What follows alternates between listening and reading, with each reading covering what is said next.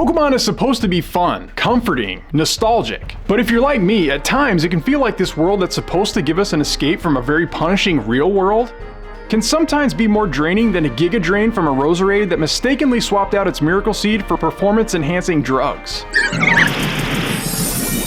Because somewhere along the way, many of us picked up habits that slowly, quietly suck the joy right out of the games. Not enough to notice at first, but enough that one day you're staring at your Switch like, why does this feel like work? And that's when you realize you've lost that spark.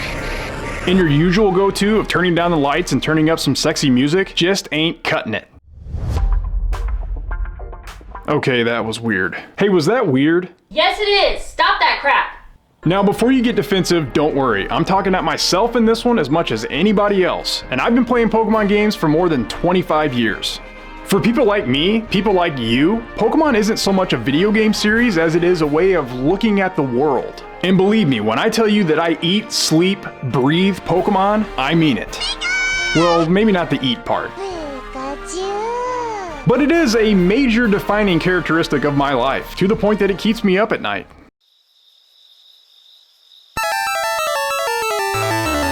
But anyway, even as an old-timer, I'm guilty of all 7 of these habits. They're things that even experienced players can do almost automatically. And believe me, I make bad decisions like it's a competitive sport. In fact, if there was a league for self-inflicted suffering, I'd be a member of the Elite Four, or maybe champion, or at least the weird post-game boss that shows up with level 80s for no reason. So let's get into it. 7 habits that might be ruining Pokemon for you even without realizing it. Habit number 1, rushing through the game like there's a deadline. Pokemon is not a race. There's no prize for beating the Elite Four in under 12 hours. And Professor Oak ain't judging the efficiency of your playthrough like he's waiting to show up at your house with an evaluation or a medal. You were close. But a lot of us play like we're being timed. We skip exploring, skip talking to NPCs, skip enjoying the world. We end up treating the game like a checklist instead of a journey. And that kills the magic. Pokemon is supposed to be a slow walk through a world that feels safe, not an amphetamine-fueled speed run through your childhood. And honestly, I'm as guilty of this one as anybody else. So often, I'll be playing through an older game multiple times, mashing A like it owes me money, just trying to get through everything as quickly as possible because I've hyper-fixated on adding a certain version exclusive to my collection in home. And before long, I don't even realize what I'm doing. And my eyes end up with more glaze than a Krispy Kreme drive-thru. Man, that actually sounds really good right now. Oh yeah, so this is why this kills your love for Pokemon. You miss the world building, storytelling, and nostalgia. You miss the cozy pacing. Pokemon games weren't meant to be completed in a day, and you turn a comfort game into a chore. And here's the fix: slow down. Let yourself enjoy the journey again. Pokemon isn't timing you. You're timing yourself. Now, I will give a caveat here, and this is related to number 6 coming up later. For some, speedrunning is their thing, and it's the way that they prefer to play the games and have fun. And that is fantastic. So just for the record, not criticizing speedrunning. And I'm not just saying that because I process information slower than an Excel sheet on Windows 3.1 dipped in molasses. So yeah, 10th grade algebra teacher, you were right. Are you happy now? Habit number 2 is over-optimizing every decision. This is a huge one. Somewhere along the way, we convinced ourselves that every decision in a Pokemon game must be the correct one. The optimal starter, the optimal nature, the optimal route, the optimal path for XP, the optimal sandwich that gives +3 shiny odds, but only if you soft reset your game 17 times while spinning counterclockwise under a full moon on a Wednesday. And suddenly, you're not even playing Pokemon anymore, you're filling out paperwork for a job that you don't even remember applying for. All right, Mrs. Johnson. I'll just need your signature right here, and then you're all set to drive away in your brand new Hyundai Santa Fe. What? I thought this was a law firm. Wait a minute, do you even work here? For me, Pokemon is relaxing, and optimization is stress. And mixing the two is how you accidentally turn your safe place into a shift at your ISP's call center during a service outage on Super Bowl Sunday. Thank you for calling MediaCon. All agents are currently busy assisting other callers. To leave a message for the next available customer service representative, press 1. Let me tell y'all something. If y'all know what's best for you, you're gonna plug that internuts back in. Or I'm gonna come down there and I'm gonna be on you like Cousin Jerry was on them nachos at the softball game last weekend. Cause if I don't see the Bernstein Bears whoop up on the Antonio Aardvarks tonight, I can tell you what, I'm gonna come down there in my truck and I'm gonna show you how a real man in the Midwest solves a little problem like this. Here's why this kills your love for Pokemon. You stop experimenting, you stop being curious, and you stop having fun. Here's a fix. Let yourself make bad choices. Pick the starter you like, not the one that Reddit says is optimal. Let your team be a little weird. Let the game and yourself breathe again. Believe me, I have to remind myself of that all the time. Hey, you're doing that thing again. But yeah, I can't tell you how many hours and hours that I've wasted trying to catch that one Pokemon with an optimal nature before I move forward with the game. And while there might be some fun in that for some people, it's really not necessary for a story playthrough. So if you're getting frustrated, just go with the adamant Ralts. It's not that big of a deal. Habit number 3, treating your team like a competitive draft instead of friends. Remember when you were a kid and you picked Pokemon because you thought they were cute? Or cool? Or because it looked like they might give you a high five? Nowadays, we're like, actually this evolution has a 4% lower damage output overall in neutral matchups when accounting for statistical probability and barometric pressure, so it's unusable. Come on, dude, it's a cartoon frog. You're allowed to use it anyway. Let yourself love the weird ones again. Let yourself pick a Pokemon because it makes you smile. Let yourself have a team that feels like yours, not a rental squad from Smogon. You're nerds! And here's why this kills your love for Pokemon. You lose emotional connection. You treat your team like spreadsheets. And you forget the joy of bonding with your favorites. For a fix, try picking at least one Pokemon per run purely because it sparks joy. Not because it's good, but because it's yours. Habit number 4, grinding until you're numb. Okay, grinding is fine. Grinding is normal. Whether you're wearing out your thumb shiny hunting or training up for that next gym badge, grinding is a part of the Pokemon experience. And it's part of why we love it so much. As a sweaty RPG guy at heart, I like grinding. For me, it's a comforting, repetitive behavior that make number go up. And I like it when number go up. But grinding past the point of joy, grinding until you're zoning out like an Esper that's clinically depressed, that's when it becomes a problem. And hey, if you're grinding because it's fun, great. But if you're grinding because you're anxious about being underleveled or not having the most impressive living dex this side of the Mississippi, that's not fun anymore, unless you're Wolf Glick, but that's a different story. And here's why this kills your love for Pokemon. You associate the game with exhaustion, you burn yourself out, and you forget the fun amidst the grind. Like learning something new, re-experiencing something that you thought was really cool from your childhood, or making a new friend, whether it's in-game or in real life. In the fix, if grinding stops being fun, stop grinding. Use items, switch your team, fight trainers that you skipped, or take a break.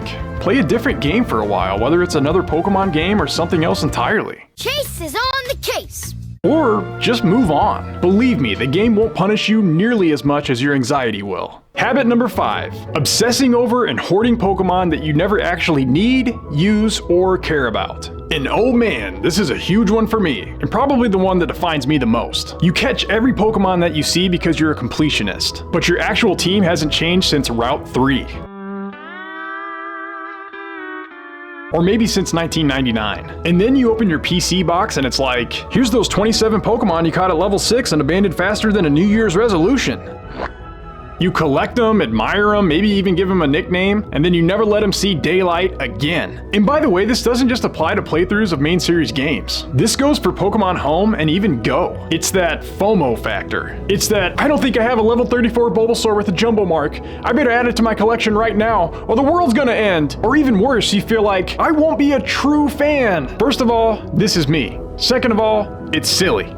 And it's a huge killer of your love for Pokemon. And the reason is that you get overwhelmed by choice. You never try new teams or type combinations. You miss out on fun strategies and surprise favorites. And you turn your boxes into a museum instead of a toolbox. And look, I know the fear. You catch something cool and your brain goes, but what if I switch it in and it dies? Or I don't sweep this gym as fast as I would otherwise. Or, oh man, this Pokemon has been shiny locked since 1948. I've got to grab it now or my spleen will explode.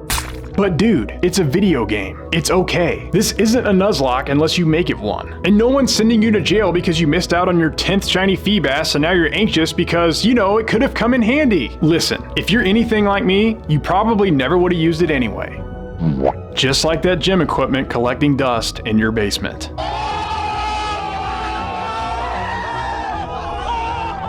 But here are some fixes. When it comes to actually using the Pokemon rotting in your boxes, try picking a new one every gym. Force yourself to rotate. Let yourself get attached to something unexpected, because your boxes don't need more residents. Your team needs more friends. And on the FOMO, all I can really say is try to take a step back and recognize, as important as Pokemon is to all of us, it's ultimately just a game. Ugh, I feel icky just saying that. But intellectually, I have to recognize it as the truth. And the last time I checked, the purpose of games in the first place is fun. No one's gonna die if you end the day with 1,589 shinies instead of 1,590. Unless you're some kind of homicidal maniac on a hair trigger that can only be regulated by the current state of your shiny collection. In which case, I can't really help you. Habit number 6, comparing your playstyle to other people. Forget high blood pressure. This is the silent killer. You watch challenge runs, you watch Nuzlockes, you watch competitive players, you watch creators who do insane things like, I beat Pokemon Red using only a toaster. And suddenly your normal, easygoing, relaxing playthrough feels wrong. But here's the truth, there's no wrong way to play Pokemon. Okay, well maybe there is, but it's only wrong if it doesn't make you happy. The way you play doesn't need to be impressive.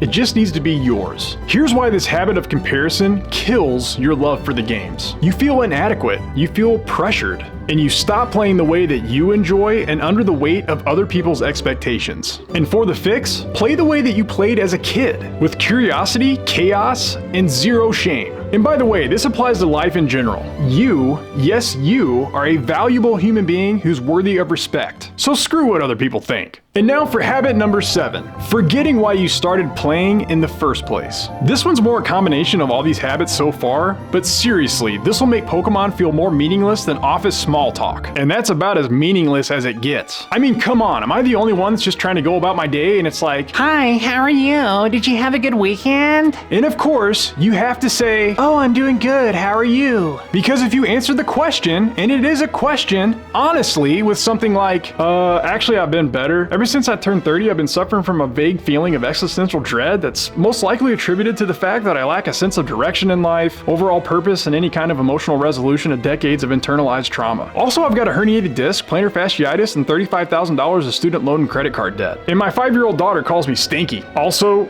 I'm constipated.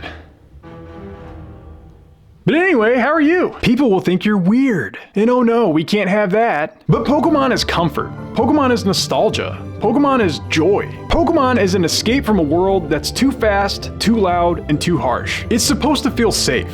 It's supposed to feel warm. It's supposed to feel like coming home. But when you rush, when you optimize, when you compare, when you treat it like a job, you lose the very thing that made it special in the first place. But here's the real habit of highly joyful Pokemon players. They let themselves have fun, even if it's messy, even if it's inefficient, even if it's not optimal, even if it's just wandering around a route because the music feels nice. I remember as a kid just hanging out in Azalea Town in Gold and Silver just because the music was so happy that it hit me on a spiritual level.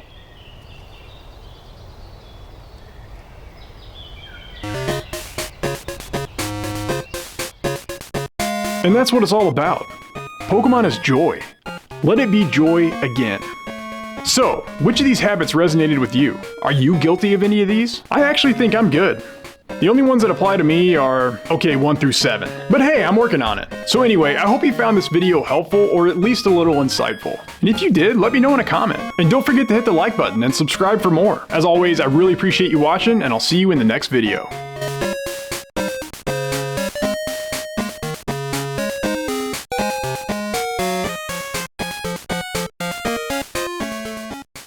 Wait a minute, do you even work here?